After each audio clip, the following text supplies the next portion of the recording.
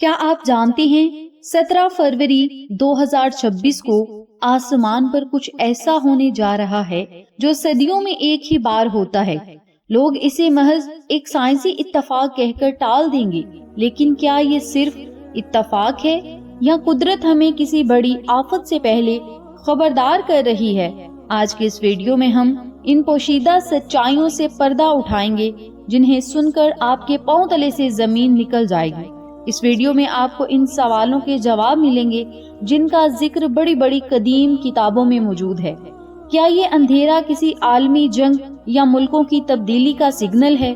کیا اس غیر معمولی واقعے کا تعلق دجال کے استقبال سے ہے؟ رمضان المبارک کے آغاز سے چند گھنٹے پہلے ہی سورج کا بجنا کیا معنی رکھتا ہے؟ اور وہ کون سی ایک غلطی ہے جو 90% لوگ اس دن کریں گے اور اپنی بربادی کا سامان کر لیں گے؟ اگر آپ نے آج کی یہ ویڈیو مس کر دی تو شاید آپ ان بڑی مصیبتوں سے بچنے کا راستہ کبھی نہ جان پائیں گے جو بالکل ہمارے سر پر کھڑی ہے۔ اس لیے ایک ایک لفظ غور سے سنیے گا اور اس ویڈیو کو آخر تک ضرور دیکھیے گا۔ عام طور پر سورج گرہن ہر سال ہوتے ہیں، لیکن 17 فروری 2026 کا یہ گرہن باقی سب سے الگ کیوں ہے؟ اس کی سب سے بڑی وجہ اس کی ٹائمنگ ہے۔ یہ گرہن شعبان کے بالکل آخری لمحات میں اور رمضان کی دہلیز پر ہو رہا ہے۔ تاریخ گواہ ہے کہ جب بھی آسمان پر ایسے نایاب منظر بنے ہیں، زمین پر بڑے بڑے تخت الٹ گئے، جب اسپین میں مسلمانوں کا زوال ہوا یا جب بغداد کی گلیوں میں خون بہا، تو اس سے پہلے آسمان پر ایسے ہی غیر معمولی سگنل دیکھے گئے تھے۔ ماہرین فلکیات پریشان ہیں کہ کیا دنیا کی بہت بڑی تبدیلی تغیر کی طرف بڑھ رہی ہے؟ کیا یہ سکون کسی طوفان کا پیش خیمہ ہے؟ ہمارے معاشرے میں بہت سی باتیں مشہور ہیں کہ گرہن کے دوران حاملہ خواتین چھری نہ چلائیں یا کھانا زہریلا ہو جاتا ہے۔ یاد رکھیں، اسلام اور سائنس دونوں ایسی باتوں کو من گھڑت اور وہم قرار دیتے ہیں۔ سورج کا بجنا اللہ کی قدرت کا اظہار ہے۔ ہاں، ایک خطرہ حقیقی ہے اور وہ ہے آپ کی آنکھوں کی بینائی کا۔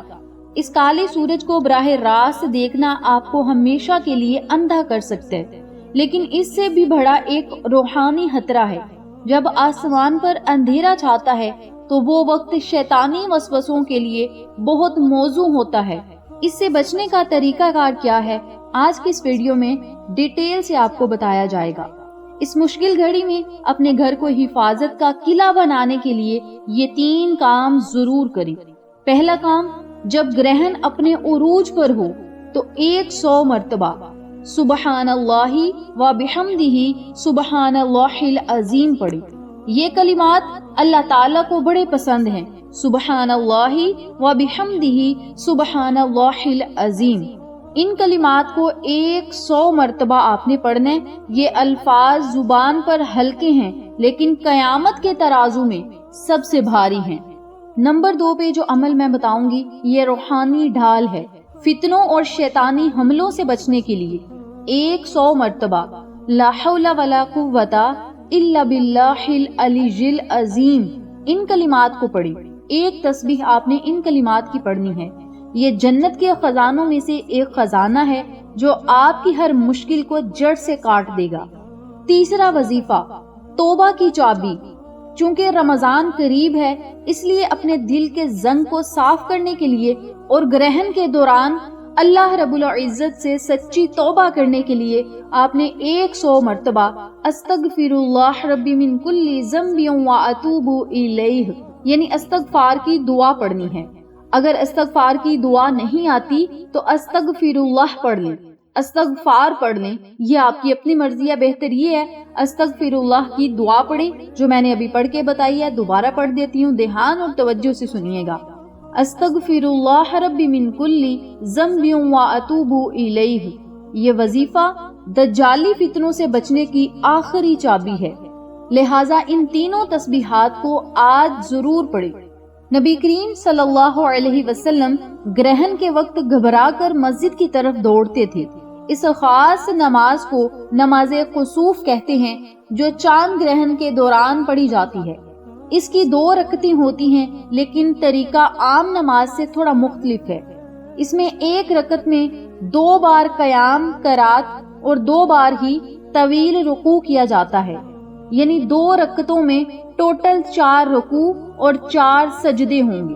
اس نماز میں لمبی سورتیں پڑھیں اور جب تک سورج صاف نہ ہو جائے اللہ کے حضور گڑ گڑا کر رو رو کر دعائیں کریں، استغفار کریں، اپنے گناہوں سے معافی مانگیں، توبہ کریں اور اپنے گناہوں سے بری ہونے کے لیے اللہ کے حضور التجائیں کریں۔ اب یہ 2 رکعت نفل آپ نے کس ترتیب سے پڑھنے ہیں، دھیان اور توجہ سے سنیے گا۔ آپ نے 2 رکعت نفل نماز کسوف کی نیت سے ادا کرنی ہے۔ نفل اس ترتیب سے پڑھنے ہیں کہ سورت فاتحہ کے بعد 21 مرتبہ سورت اخلاص پڑھیں۔ اگر سورت یاسین آتی ہے تو سورت یاسین پڑھ لیں، سورت مزمل زبانی آتی ہے تو وہ پڑھ لیں، سورت فتح زبانی آتی ہے تو وہ پڑھ لیں۔ اگر لمبی صورتیں نہیں آتی تو 21 مرتبہ سورت اخلاص پڑھیں اور دوسری رکعت بھی اسی ترتیب سے ادا کریں۔ سلام پھیرنے کے بعد اسی جگہ بیٹھ کر تینوں تسبیحات پڑھیں جو میں نے آپ کے ساتھ ذکر کی ہیں۔ سبحان اللہ و بحمدہ سبحان اللہ العظیم 100 مرتبہ یہ پڑھیں۔ لا حول ولا قوت الا باللہ العلی العظیم 100 مرتبہ ان کلمات کو پڑھیں اور 100 مرتبہ ہی استغفر اللہ ربی من کل ذنب واتوب الیہ اس دعا کو پڑھیں۔ بہتر یہ ہے کہ جب تک سورج صاف نہ ہو جائیں آپ ان کلمات کو دہراتے رہیں۔ 2 رکعت نماز کسوف ادا کریں اور اس کے بعد جب تک سورج صاف نہ ہو جائے تب تک ان کلمات کو دہراتے رہیں۔ زیادہ استغفر اللہ کا ذکر کریں، استغفار کی دعائیں پڑھیں، یہ بہت ہی بہترین عمل ہے۔ اور پھر رب تعالیٰ کے حضور رو رو کر گڑ گڑا کر دعائیں کریں۔ اور اس ویڈیو کا جو آخری پیغام ہے وہ بھی دھیان سے سنیے گا۔